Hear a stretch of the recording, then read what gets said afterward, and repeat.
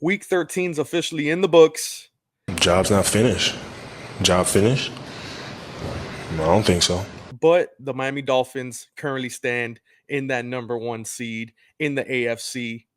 Let's take a moment to soak that in because it's the first time since 1985. All right, we're going streaking through the quad and into the gymnasium. Come on, everybody!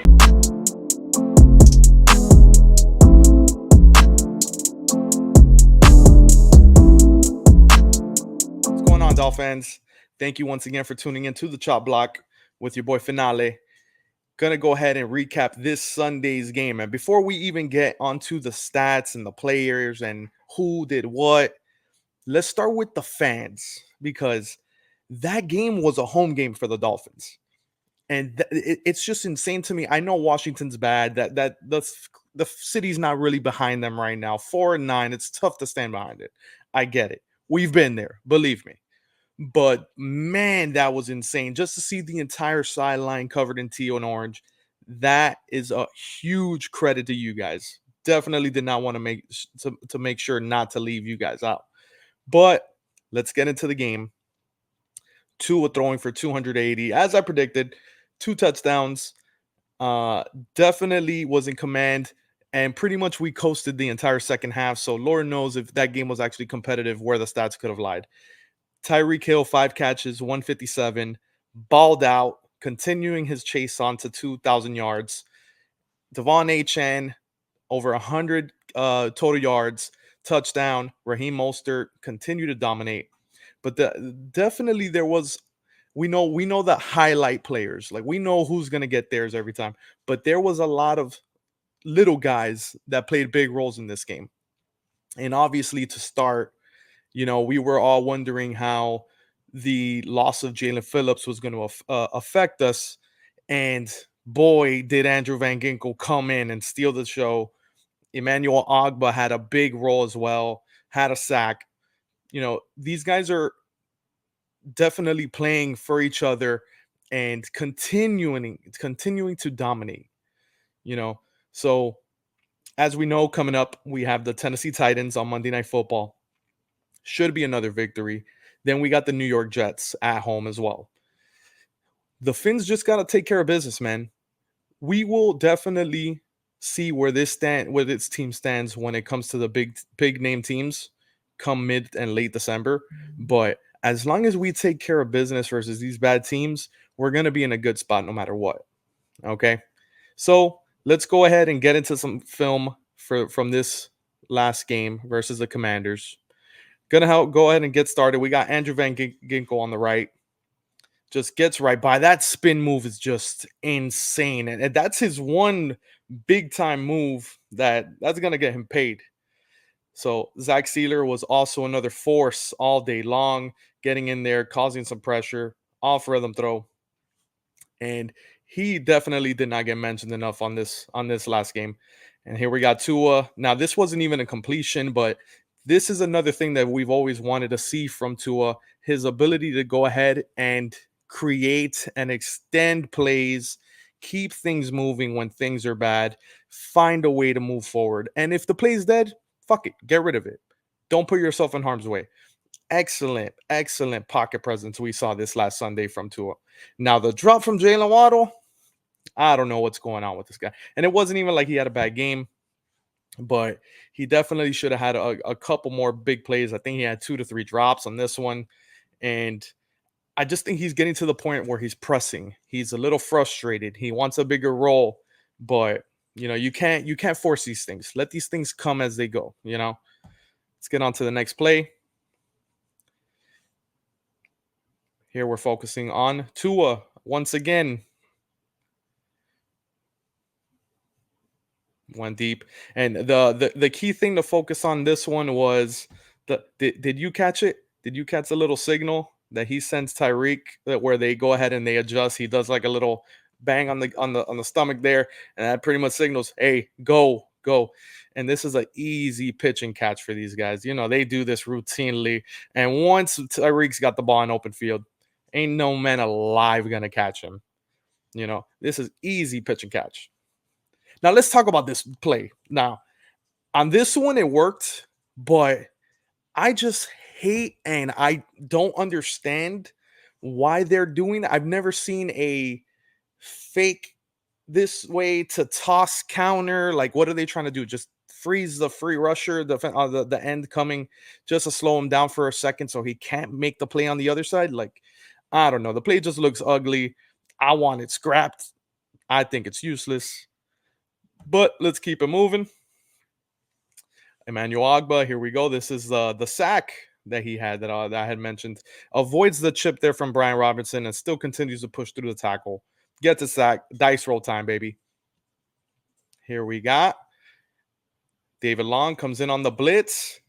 Just puts a shot on Sam Howell. And now, before I even continue talking about the defense, like, I do want to give some credit to Sam Howell. You saw he has some balls and he plays with a lot of heart. I know it wasn't a great outing. Obviously, they got their ass whooped, but I definitely like some of the things that I saw from him. Wasn't scared to stay in the pocket, take some hits, throw it downfield, and make some plays on his feet.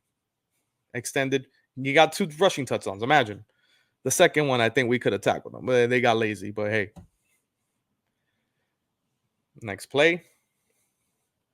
Oh, this was like Brandon Jones. At that point, obviously, we know. Thankfully, Jerome Baker's not severely hurt. They are saying he's week to week. Hopefully, we get him back sooner than later. But at that point, just to do all that and stuff them at the 1 yard line, they're going to have 4 plays to go. They're probably going to score. Like, you almost just cost us a key player for the season on a dumb play like that. Like, you got to have a little more, awareness of what you got going on and who you're going to hit and possibly take out. So once Jerome Baker left the game, I definitely saw Duke Riley flash a little bit. And I don't know what the hell, because every other season, he's kind of been the guy in the back and special teamer and this and that. Maybe he'll make a play here and there. But wow, was he making plays all over on this game once he got on the field. Look at him on this goal line stuff right here. First one to meet Brian Robinson. No way. Shuts it down. Have definitely had a couple plays. So here we got the bomb to Tyreek. Now we know Tyreek's going to defend Tua to the death, as he's always done since the moment he's got here. And that ball definitely looked like it was sailing right. Tyreek says that's where the ball should have been, and that's where he should have been as well, and he was running the wrong route. But hey, let's just be happy Tua can go ahead and fling the fucking ball, and Tyreek's going to be out there to find it. That's all that matters. Ended up in the end zone. Again, Zach Sealer. Now, this was the one thing I think the defense was lacking early on in the season and why they weren't getting a lot of consistent pressure. You didn't see any stunts. You didn't see any of that. Here you saw a clean rub between him and Wilkins. They went ahead and switched off. Easy sack to the quarterback. Definitely. And look how they celebrate, man. That's the one thing that I noticed watching the game over. Whenever somebody made a play on the D-line, those boys definitely huddled up and they celebrate for each other, man. That's how you know these boys are balling. They're going all cylinders. Another play by Duke Riley here. Recognizes the screen is coming, shoots it, and that dude, like, that's exactly what you need from your linebacker. Somebody instinctive that's able to shoot and take away these plays and not allow them to be large gains. That he had a great game, man. So here we go, Tua with the no look. Look at that. Let's watch that again. Look. Oh boy. So now let's see. You see he's looking left, and we've now seen him consistently do these at least once a game. Looking left, drawing that linebacker off to the left, throwing it right on the spot where Tyreek can get it. That is a money throw. If your quarterback can't manipulate a defender, then he got no reason to be on the field. Oh, this was one that I saw that I was like, oh, Tua wish he had this one back. Smythe there on a delayed route would have rolled into the end zone. Let's look at Smythe. Everybody, every commander drifts off the cover. Smythe would have walked in. Now, that I think defenses are just watching films and they're like, Ingle doesn't get used, Smythe doesn't get used. They're just blockers. We're just going to cover the other guys because we need the extra help. And that's how these guys end up so open. Tua's got to find them because there's going to be a play where we need them on a big fucking moment, and they got to go ahead and get it in there. But This was an ass whooping. Let's forget about it. So here we are. This is the play where he whoop! Oh boy, puts that defensive end on skates, bro. Where are you going now? There was a clip last week, I think, with Justin Herbert, and in the Twitter world was saying, "Oh, what is he supposed to do? Free blitzer coming in. What do you do?" That's what you do. That's what an elite quarterback with great pocket presence does. You make a move, you create a play, you find your guy, and look where that should have been a sack. It should have been. But when you have an elite quarterback that knows what they're doing in the pocket, this is what happens. You make a gain out of that. Great play. Julian Hill, also another guy to mention.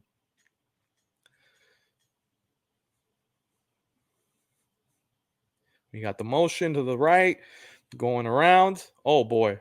Whoop! Again. It looks even nicer from that angle. Tua's presence, his footwork on this game was excellent. Excellent, man. So here we go. We got Sam Howell. This is the pass to the right. And look at Duke Riley immediately. Open field tackle on Antonio Gibson. That's a guy. Antonio Gibson is an excellent receiving running back. That guy in the backfield could take a play and it goes to the end zone. Easy. That play should have gone for 25 yards. Duke Riley was on it. Open field tackle, one-on-one. If he misses, it goes for 30. Made a big play there. Sam Howell in the shotgun. Oh boy, our play of the game. And the interesting note from this one was Fangio had a talk with him before this, and he was like, if they set up in this, you see the tackle do this. I don't know what it was. I don't know what the signal is. It's going to be a screen. And lo and behold, let's watch it one more time.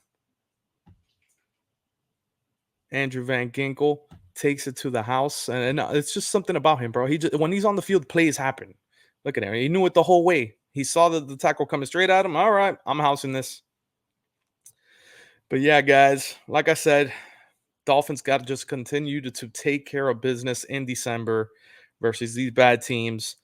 Maybe win one out of the last two, hoping I'd rather win two out of the last three at least. 13-3. Sorry, 13-4 should get us the one spot. But hey, you never know with these Chiefs, and teams are losing these games that we don't know how the chips are going to fall, you know. Just continue to take care of business. Once again, I thank you guys for tuning in. Appreciate you guys. Make sure to like, share, and subscribe. Tell a friend about the podcast. Tell a Dolphin. We'll be here bringing videos weekly. I appreciate you. Take care till next time.